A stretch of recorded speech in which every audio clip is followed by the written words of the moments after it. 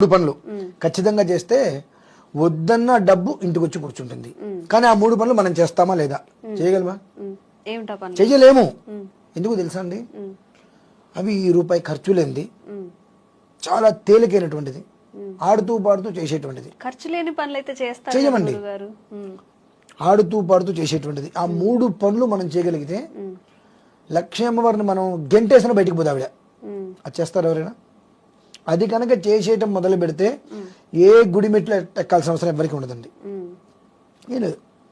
సూర్యోదయాత్ పూర్వం అంటే సూర్యుడు ఉదయించక ముందు నిద్ర లేచి స్నానం చేసి ఇల్లు ఉడుచుకొని దీపం పెట్టుకొని చాలు. అంతేనా? అంత సింపులా? నేనేమన్నాను ఒకసారి మళ్ళీ, సూర్యోదయానికన్నా ముందు నిద్ర లేచి స్నానం చేసి ఇల్లు ఉడుచుకొని దీపం పెట్టండి అన్న. మన వాళ్ళు ఏం చేస్తారు? లేవంగానే ముందు ఇల్లు ఉడిచేస్తారు. అది మహాపాపం.